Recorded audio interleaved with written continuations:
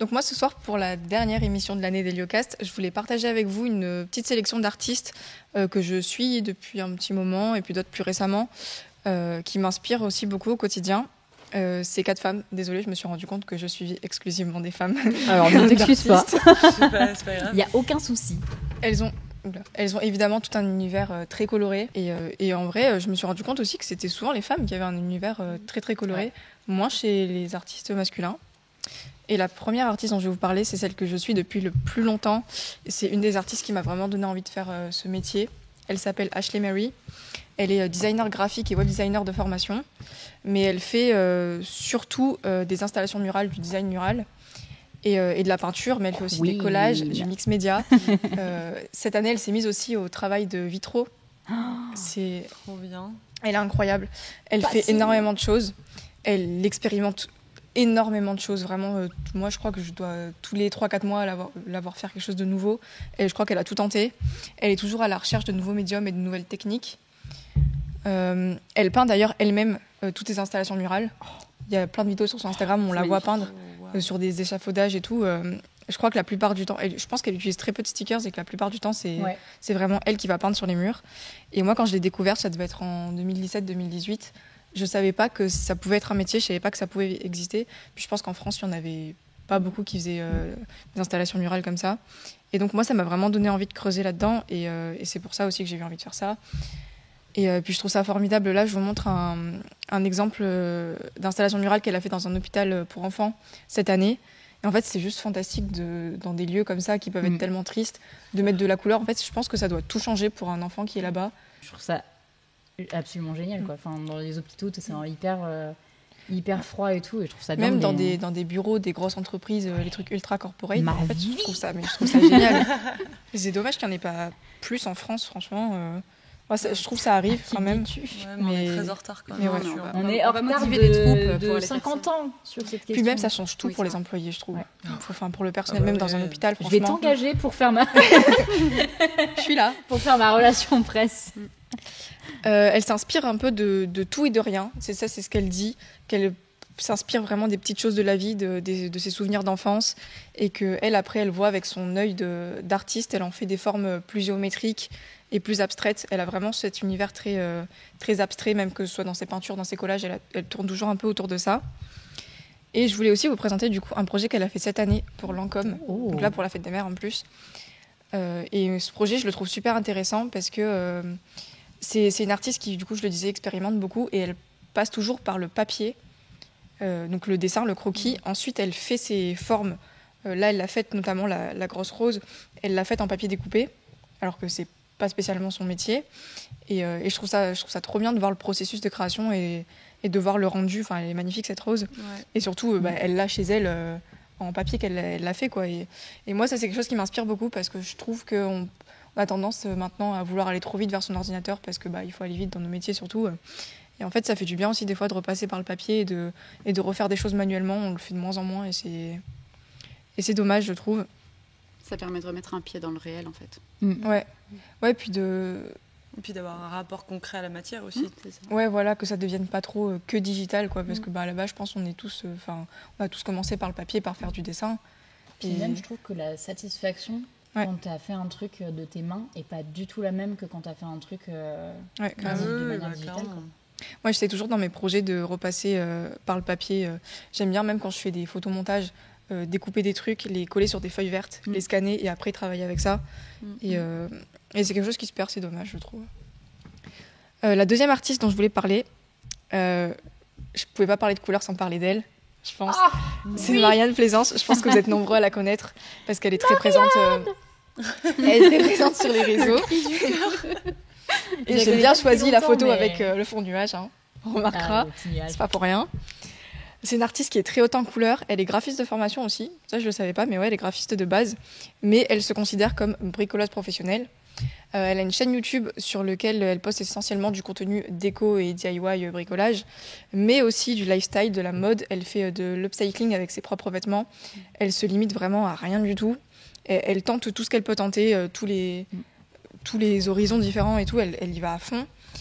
Et moi, c'est ce qui m'inspire le plus chez elle, c'est ce côté on s'en fiche des règles, tout ce que j'ai envie de faire, je vais le faire. Et si ça marche, tant mieux, puis si ça marche pas, tant pis. Elle a créé une émission de télé l'année dernière, je sais pas si vous avez vu. Je suis pas sûre que les épisodes soient disponibles en France, mais ils sont trouvables sur internet, même avec un VPN. Ça passe. On l'a pas dit. Attends. Si NordVPN nous écoute, pourquoi pas. Sponsoriser l'émission et c'est quoi. Mais non, mais il y a des extraits qui sont trouvables sur internet. Moi, j'ai regardé quelques épisodes. C'est trop bien. Ça s'appelle Marianne s'en mêle. Elle va chez des particuliers et elle refait une pièce. Je crois qu'à chaque fois c'est une chambre. Elle vient chez moi quand elle veut. C'est mon rêve, vraiment. Un mur nuage chez moi. La dernière vidéo que j'ai regardée là, c'est elle a refait son atelier. Oui, en arc-en-ciel. Incroyable. Incroyable. Une beauté. Et qu'est-ce que j'allais dire là-dessus ? Ouais, et en fait, c'est vraiment dans son univers. Hein, donc c'est quelque chose. Elle qualifie elle-même son univers de kitsch. Okay. Et vraiment, toutes les chambres qu'elle a refaites, du coup, sont vraiment à son image. Et à chaque fois, ça plaît énormément. Et je trouve ça trop bien, en fait, parce que je pense que de toi-même, jamais de la vie, t'irais mettre 15 couleurs différentes, un mur nuage et... Je vais bientôt faire une fresque dans mon bureau, il y a 5 couleurs dessus. Mais pas tout le monde. Moi, j'aimerais bien aussi, mais je peux pas, j'ai des murs crépis. Plein de tâches, mais... À chaque jour passé, une fresque de main.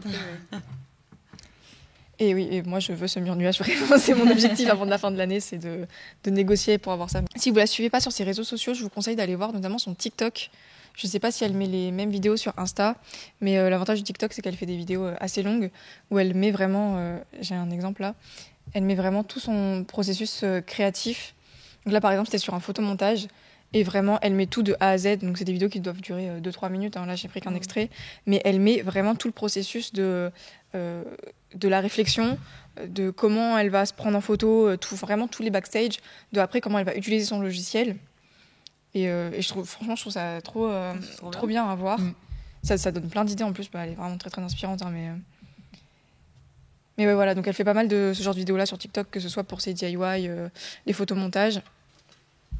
Et ouais, moi j'aime vraiment ce côté chez elle où elle tente tout en fait.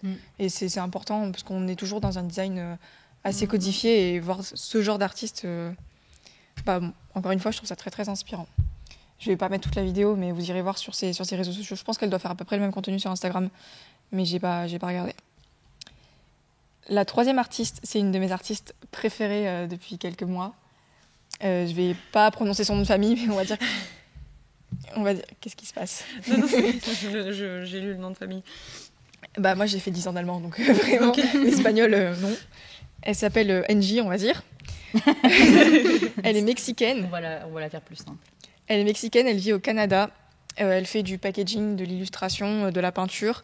C'est une artiste qui est très engagée, que ce soit pour l'égalité pour tous ou dans des valeurs environnementales plutôt. Et il y a vraiment toujours une grosse réflexion autour de l'environnement, sur tout ce qu'elle fait, donc que ce soit dans la recherche des matières, de comment ça va être utilisé après. Okay. Elle fait beaucoup d'upcycling aussi. Elle a vraiment une réflexion particulière et elle se remet tout le temps en question. Et ça, franchement, je trouve ça génial. Et je trouve aussi on sent vraiment ses engagements à travers ses œuvres. On sent aussi vraiment beaucoup ses origines. Je sais que c'est très important pour elle parce qu'elle veut transmettre à travers ses créations et à travers ses couleurs aussi, ses origines latines, de la joie et de l'optimisme. Elle parle beaucoup d'optimisme à travers ses créations. Et sur Instagram, elle poste pas mal ses peintures. Donc quand elle peint, elle met toujours des petits extraits et elle montre surtout comment elle crée. Il y a beaucoup de textures dans ce qu'elle fait, beaucoup de textures. Et c'est que de la peinture, elle fait tout avec des pinceaux.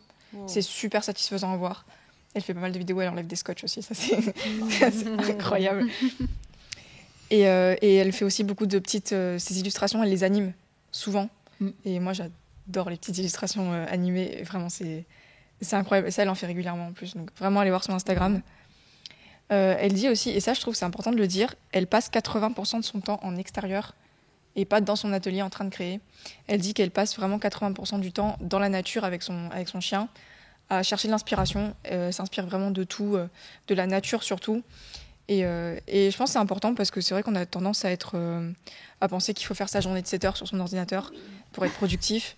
Et en fait, il n'y a rien de mieux que de sortir, de s'aérer et de voir autre chose. Souvent, on bloque sur des idées, puis on reste comme ça 8-9 heures à se dire j'ai pas d'idée. Et en fait, des fois, il faut juste sortir, se changer les idées Et elle a vraiment un équilibre de travail qui est génial, je trouve. Et en plus, ça se voit dans sa personnalité qu'elle est toujours de bonne humeur, elle est toujours joyeuse. Bon, après, j'imagine qu'elle montre pas les moments où ça va pas, évidemment. Mais elle a l'air de toujours prendre le même plaisir. Ça doit faire 10 ans qu'elle fait ça, ou peut-être un peu moins. Mais elle prend toujours le même plaisir à faire ses toiles et ses illustrations. Voilà, c'est les petites vidéos qu'elle fait comme ça sur Instagram où elle montre tout son process. Et ouais, c'est tellement coloré, c'est génial. Petit arc-en-ciel là. Et la dernière artiste, donc, c'est une Française. C'est une directrice artistique. Elle est basée à Paris. Désolée. Comme tant d'autres. Je la connais pas depuis si longtemps que ça, mais j'aime beaucoup son univers, dans un tout autre registre pour le coup. Mais je vais vous montrer après les images. Elle fait du branding, du packaging et surtout du lettering. Ça, on n'en parle pas beaucoup et c'est pour ça que je voulais la mettre aussi dans ma sélection aujourd'hui. Et puis je trouve qu'elle a une manière très très moderne de faire du lettrage. Parce que c'est vrai que ça... je sais pas vous l'image que vous en avez.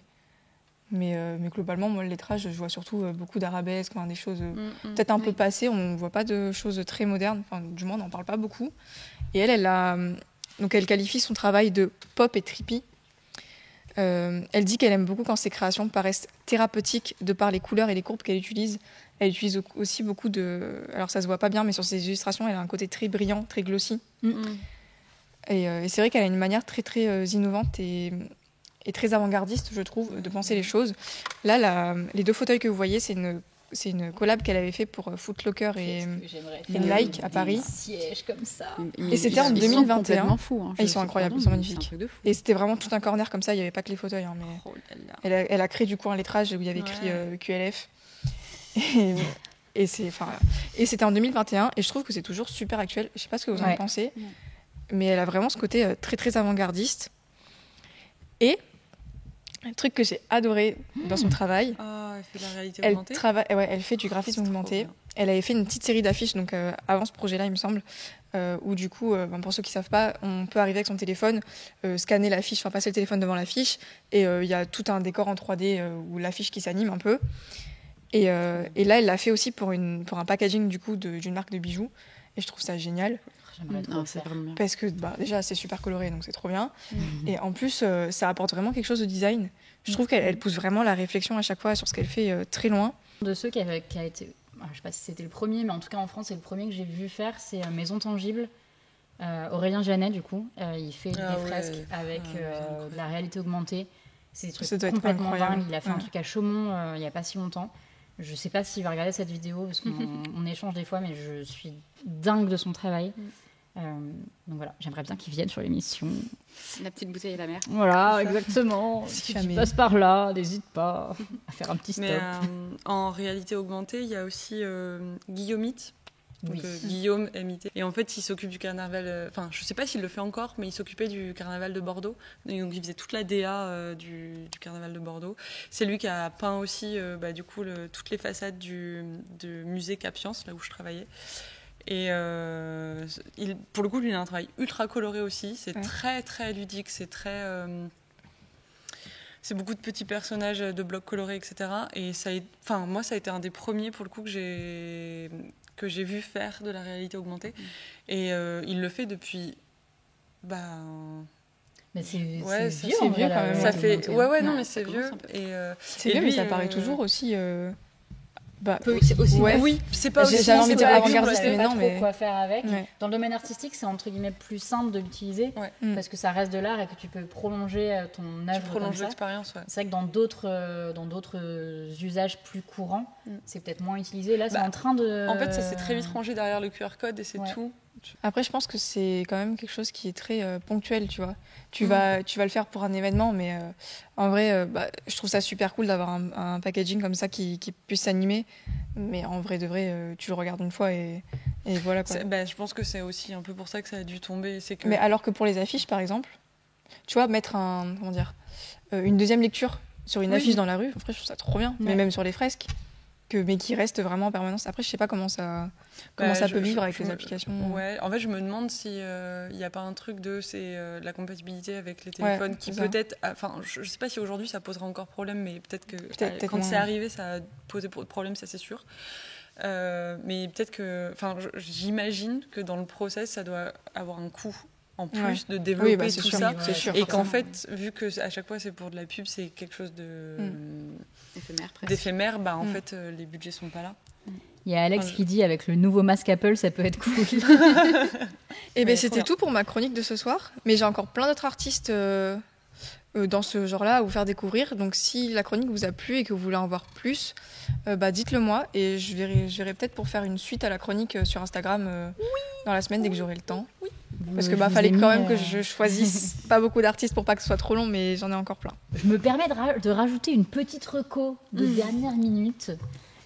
J'ai commandé un livre absolument incroyable et du coup je voulais en parler. Je sais que d'habitude je fais pas les recos, mais bon là il fallait vraiment que j'en parle. Si vous me suivez sur Instagram, vous l'avez sûrement vu. C'est un livre qui est sorti aux éditions Counterprint qui s'appelle Sunday Suns de Tad Carpenter. Alors déjà, rien que pour la couverture, il est absolument incroyable. Sunday Suns, c'est une pratique qu'a développée Tad Carpenter il y a plus de 7 ans maintenant, parce qu'il a commencé en 2015.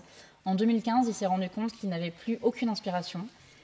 Et du coup, il s'est dit, je vais créer pour moi avec des médiums complètement différents. Et toutes les semaines, en fait, il s'est fixé tous les dimanches. Il a décidé de prendre ses pinceaux, de prendre son ordi, de tout ce qu'il avait autour de lui, des papiers, des feuilles, et de faire un soleil tous les dimanches. Et tous les dimanches, donc, il a fait un soleil d'une manière différente, en 3D, sur des fresques, en digital. Il en a fait tellement que du coup il a sorti ce bouquin, et je pense que depuis qu'il a sorti le bouquin, je pense qu'il y en a déjà 350 autres qui sont sortis. Et du coup dans ce livre on a le recueil des premières années en tout cas, donc il y en a quand même pas mal, et les styles sont complètement différents, on dirait que c'est limite différents artistes qui ont travaillé sur ces soleils. Vous savez que j'adore les soleils, cette émission s'appelle Heliocast pour une raison. Graphiquement c'est un petit bijou. Et il parle, il y a un peu de texte dedans, pas beaucoup, ça reste un livre artistique, mais il explique vraiment son processus et ça m'a beaucoup parlé parce que j'ai eu un petit peu un manque d'inspi ces dernières semaines. Et voilà, il y a plein de petits tips, c'est en anglais bien évidemment, mais voilà, il raconte de très jolies choses, il est non sans humour. Et voilà, j'ai beaucoup aimé. Donc n'hésitez pas à vous le procurer ou à voir s'il est disponible en bibliothèque, je ne sais pas. J'ai l'impression qu'il est assez dur à trouver. En tout cas, il est sur le site de Counterprint avec des frais de port indécents. mais il vaut vraiment le coup. Et si vous voulez deux, trois petites pages, je pourrais pareil vous montrer sur Instagram. Je l'ai déjà un peu feuilleté. J'ai mis sur Twitter aussi. Les gens ont l'air d'avoir le coup de cœur aussi. Donc, allez-y les yeux fermés. Voilà un petit peu pour toutes nos petites recos d'aujourd'hui. Merci beaucoup pour cette chronique, c'était trop bien. Je connaissais que Marianne, donc c'est vrai. Ouais. Ah bah je suis contente. Très plaisir de découvrir. Je pensais que tu allais tous les connaître en vrai. Non.